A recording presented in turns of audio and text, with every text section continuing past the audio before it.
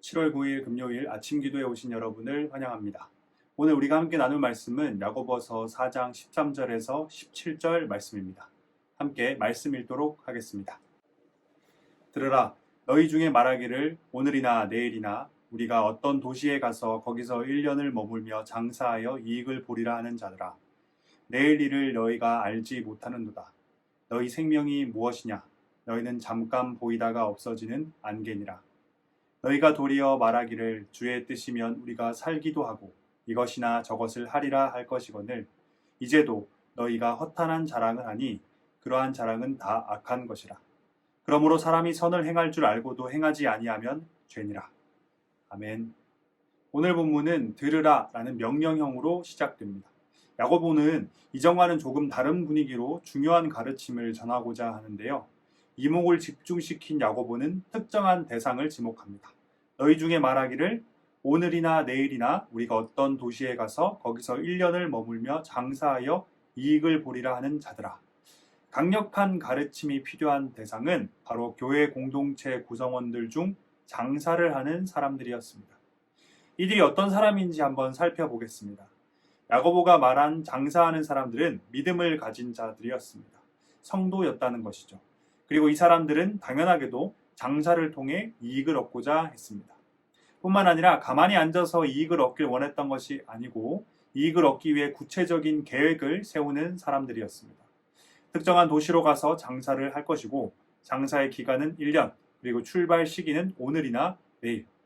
야고보가 말한 이 내용들을 미루어 볼 때 이 사람들은 13절에 기록된 내용뿐만 아니라 장사를 하고 이익을 얻기 위해 굉장히 철저히 준비했을 것이라 생각됩니다.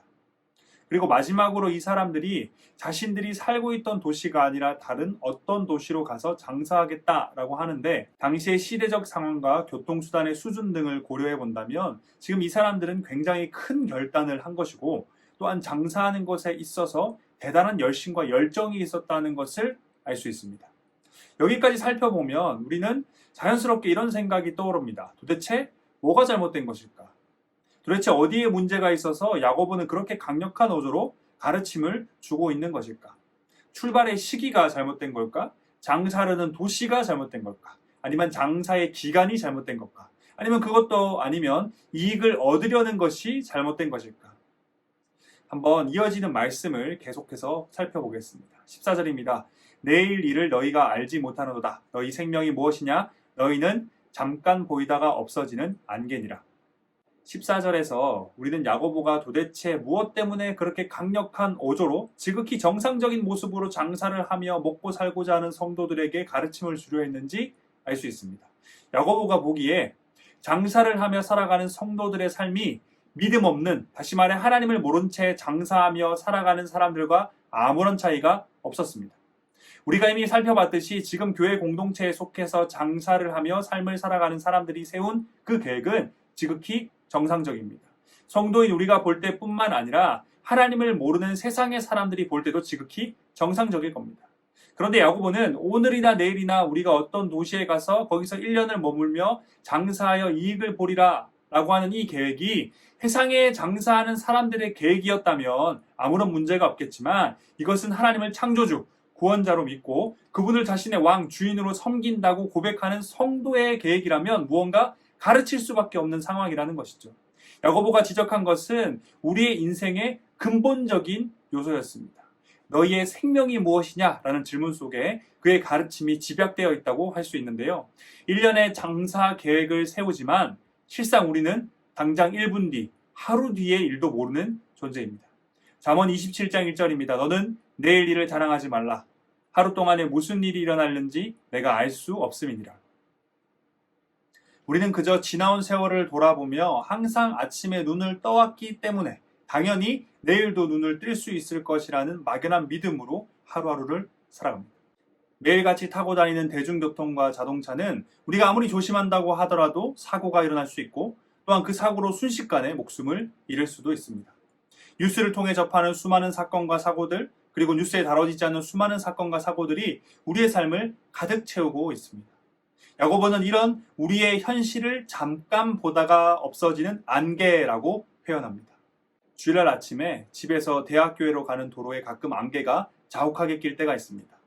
안개등을 켜고 두 눈을 부릅떠도 한 치 앞이 안 보일 정도로 심각한데요.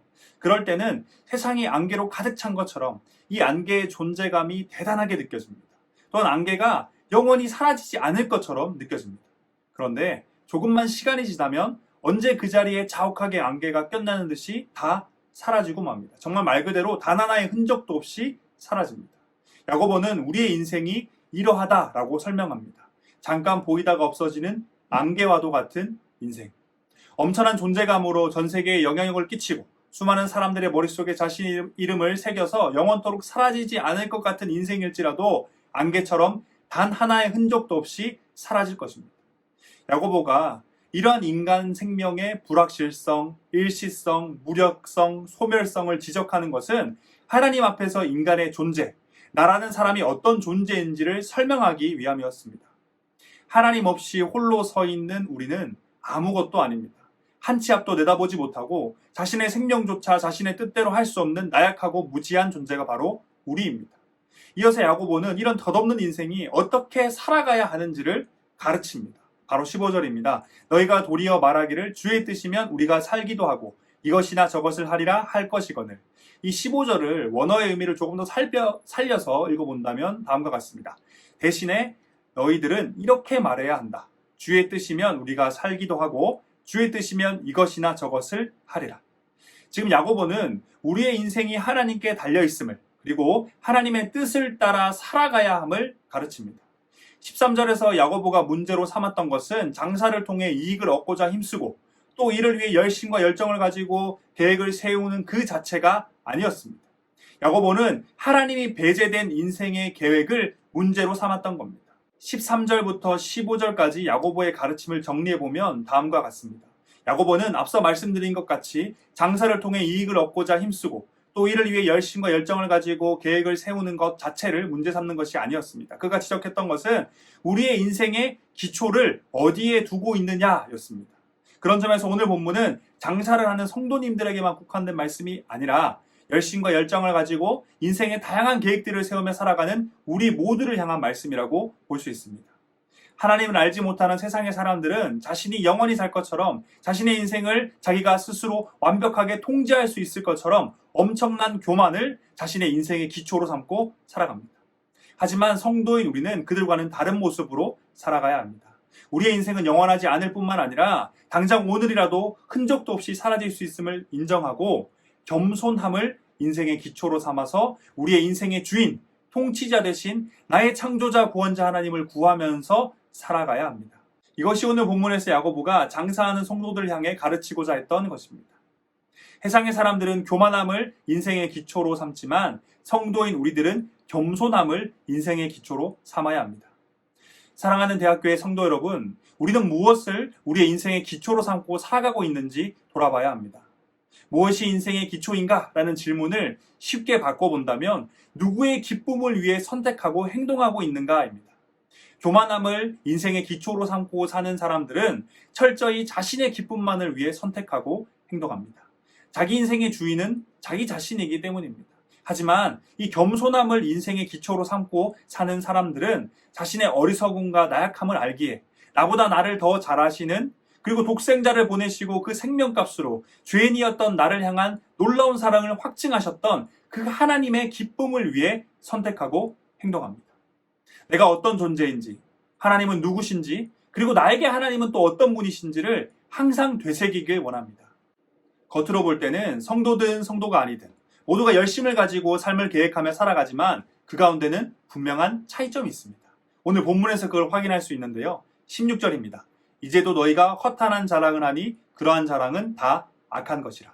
16절의 이 이제도라는 것을 그런대로 바꾸면 그 의미가 더 명확해집니다. 그런데 너희가 허탄한 자랑을 하니 그러한 자랑은 다 악한 것이다.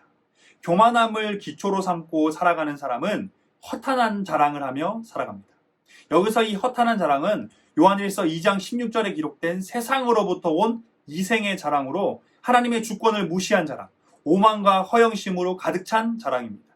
야고보는 이러한 자랑은 다 악한 것이다 라고 설명합니다. 그렇다면 겸손을 삶의 기초로 삼고 살아가는 사람들의 자랑은 무엇일까요? 갈라디아서 6장 14절입니다. 그러나 내게는 우리 주 예수 그리스도의 십자가 외에 결코 자랑할 것이 없으니. 겸손을 기초한 인생은 우리의 어리석음과 나약함을 인정하고 동시에 창조자 구원자이신 하나님을 절대적으로 의지하는 인생입니다. 그래서 오직 예수 그리스도의 십자가만을 자랑합니다. 우리는 우리 손에 들린 이 스마트폰을 통해서 원하든 원하지 않든 이 날마다 교만함을 기초로 삼고 살아가는 사람들의 허탄한 자랑에 노출되어 있습니다. 그래서 때로는 하나님께서 허락해 주신 것에 만족하지 못하고 더 비싸고 더 크고 더 아름다운 그 무언가를 얻고 또 자랑하고 싶어 합니다. 사랑하는 성도 여러분, 우리는 지금까지 무엇을 자랑해 왔는지, 그리고 또 무엇을 자랑하고 싶어 그렇게 열심을 다해 살아가는지 잠잠히 돌아보길 원합니다. 겸손을 기초한 인생은 세상으로부터 온 허탄한 자랑이 아닌 십자가만을 자랑합니다. 삶의 기초가 무엇인지에 따른 또 다른 분명한 차이점은 마지막 17절에서 확인할 수 있습니다.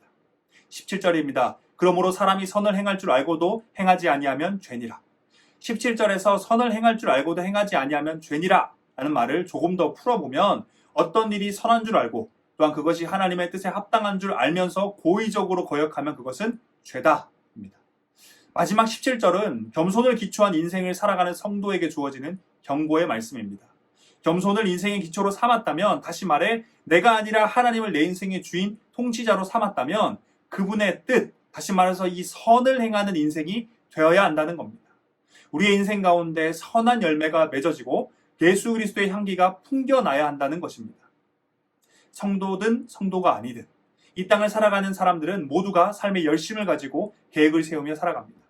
성도가 세상의 사람들과 구별되는 점은 인생의 근본적인 요소, 무엇을 인생의 기초로 삼느냐에 있습니다. 교만함을 기초로 삼느냐, 겸손함을 기초로 삼느냐, 다시 말해 누구의 기쁨을 위해 살아가느냐입니다.